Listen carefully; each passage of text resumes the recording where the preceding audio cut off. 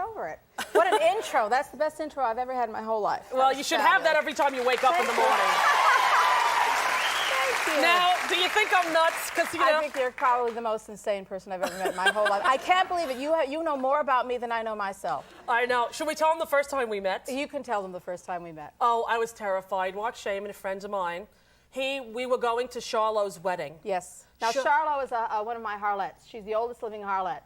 She was one of the first girls I ever hired, and she finally got married after years and years of this one and that one. She finally got married. We were all so excited. It was the day after the riots in Los Angeles, and we hired a limo. Right. And I had never met her, and the limo had like 15 people in it. Right. And they were all in a kind of a U shape, a horseshoe shape, and Mark Shaman had the great idea for everybody to go around the car and say how they first met Bette Midler, or what their first connection with Bette Midler was. And she started, and it was like... No, that's not fair. At first I didn't say anything. I was like trapped in a limo. Now, you be quiet. The fan please. Now listen what happened. I was sitting there at first. Before you got there, he goes, "We can't leave yet. Bette's not here." And my heart started going on my stuff. I said, "Please, Mark, not who? Bette who?" And he said, "Bette Midler." And I literally almost threw up because I thought, I cannot. And then we're stuck in the limo, and I sat as far away from you as I could so I wouldn't bother you. And then they got to me, and I was looking down, and I wouldn't look up. And I said, "I'd like to pass, please." And you go, "Why do you want to pass?" And I said, "Because I don't want to frighten you, man." I did. And you said, "What could you possibly know about me that I don't know?" Really? I was trying to imagine. And then I started. The skies were ablaze with disorder that night. Oh, that's when I got really scared. The planets aghast in a quiver. The delirious moon had the brass to be full, but it should have been only a sliver. The saga of Baby Divine, the book that my brother Danny got autographed from me that I've had since it came out. I'm sorry. And we got all the way there the whole day. It was the greatest wedding, wasn't it? It was a fabulous wedding, but it was the longest ride of my life, let me tell you.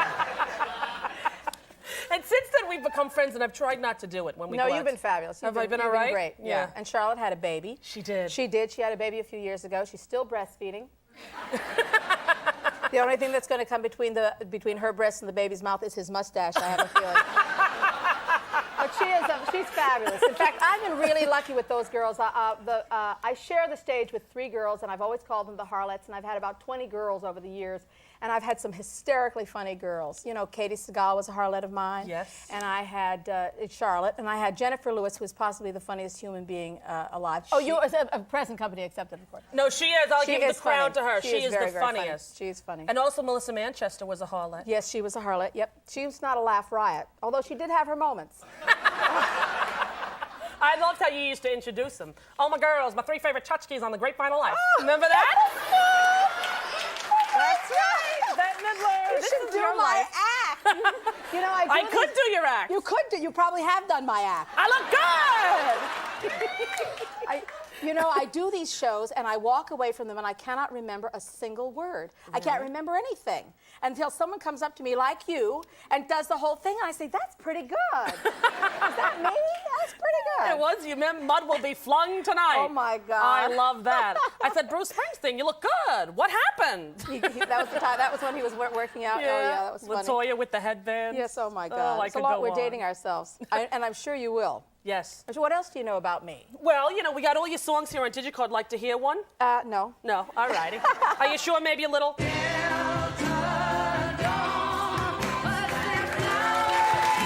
See that? Yeah, I see it, and it's so interesting because it's the shows and the records, it's always the same with me. I do it, and I'm into it, and I'm there, and then I walk away from it, and I never see or hear of it again. And so when you bring that up, of course, I think of what I was eating the day I was recording, what fights I was having with the musicians. You never really can appreciate the work for the work.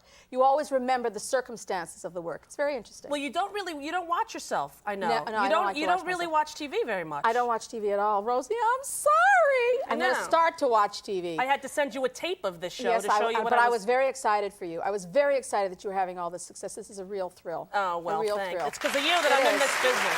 God bless you, It's girl. the truth. See, look what I've done. Well, look what you've done. You created me. More with Bette Midler after this lovely commercial message. Absolutely amazing. I don't think there was a dry eye in the country. Well, it was certainly one of my most cherished memories.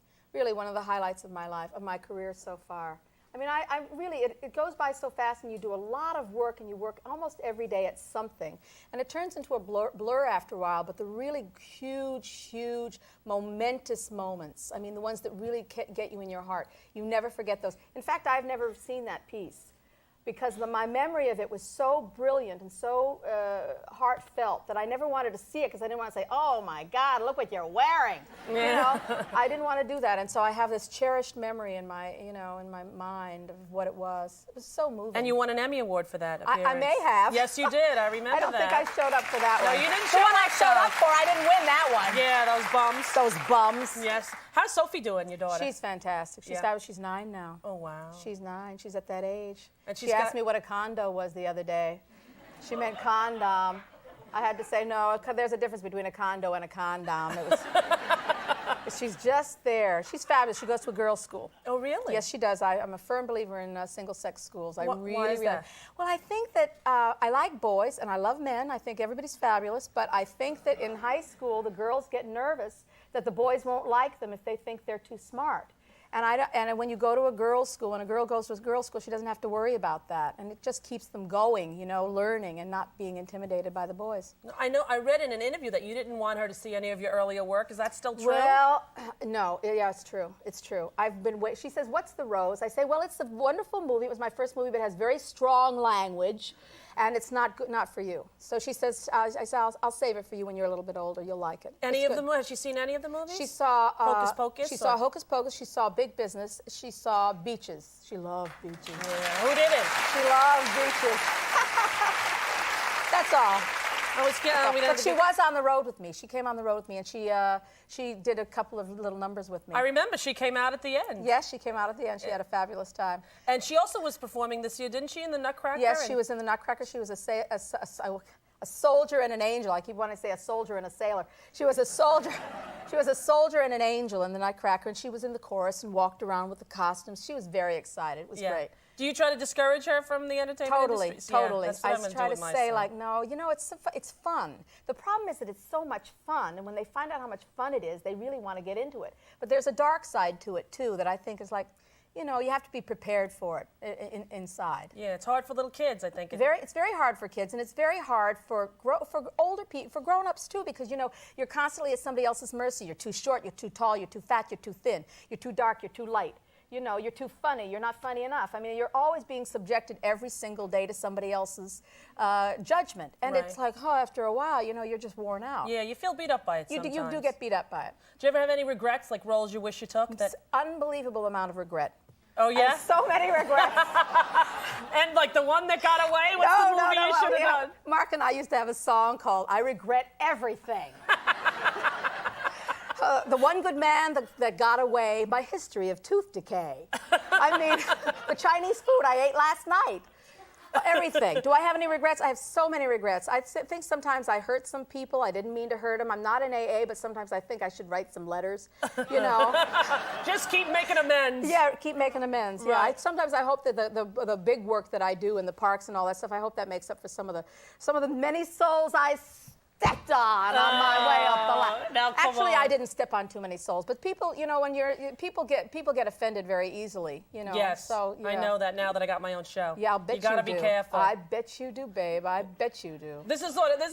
I'll never forget when I first saw the AIDS quilt on display, how many of those quilts had references to you.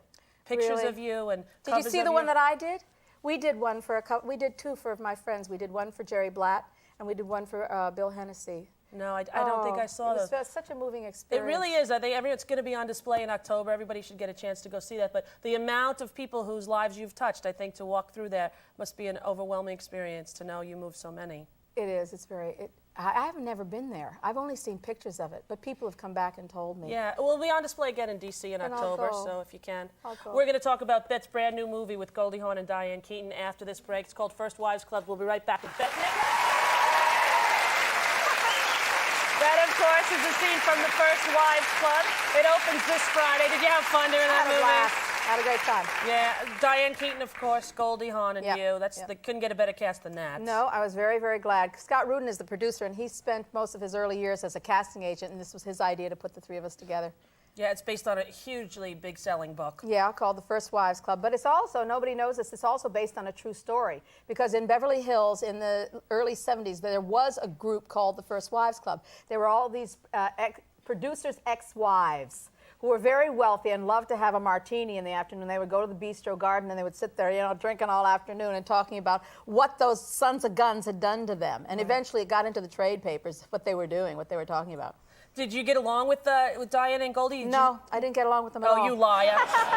Did you know? I love to titillate the crowd, you know. No, because I was reading all this press that they were trying to find, like, you guys fighting, and every reporter that showed up, you were all friendly. Oh, we had a ball. We just had a ball. First of all, they're two of the funniest people ever. They're very, very funny. And we're all women, and we're all the same age, and we all know the same people. We've all been, I don't want to say screwed, we've all been screwed by the same groups, you know. And we all have show business lore and legends to catch up on. So that's pretty much, that's what we did the whole 3 months we were shooting. Yeah, I know. It was so fun for me. I went to your 50th birthday party. Yes, you did. And I met Goldie Hawn there. Yes, you Yes, it was fun. Yes, where's my purse? Goldie Goldie, was where's partying my that night. purse? I think that's right. She had a ball. Yeah, it was Yeah, fun. she had a good time. And you had a good time, too. Oh, Your I had a husband. fabulous Tell me time. what your husband did across Well, the street. husband, first of all, my husband is a performance artist, or a former performance artist, but with the emphasis on the artist. And he told me he was giving me this 50th birthday party, so I said, I don't want to have anything to do with it. And he said, I'll do it. Don't think about it. So the night of the party, the party was going on, the food was fantastic, the crowd was fabulous, and at a certain time, he said, he took me to the window, and across the street, on the building across the street, he had put a volcano. A huge paper mache volcano, and at the music started, the Hawaiian music started, and this volcano opened up, and a hula girl came out and started to do the hula, and then it started to snow. I mean, it was one of the most magical things I've ever seen in my whole life. With these huge key lights in the middle of downtown New York. It was on the top of fantastic. this roof. It was like something out of a dream. I started to cry. I thought it was the sweetest thing anybody had ever thought of to do for me. It was so lovely. And you know, I remember when you got married, People Magazine did a poll or something. That's right. And when they I said, lost. That's right. What was that? The poll was whose marriage is going to last the longest, and there was like an epidemic of marriages that year. Olivia Newton-John got married to Matt, and Madonna got married to Sean, and Sally Field got married to Alan. I think it was. I mean, there was a lot of show business marriage going on, and I got married to Martin von Heiselberg, and they said mine was going to be the first to fail. Meanwhile, I'm still standing, we're still married, and everybody else has bit the dust. So where's my medal?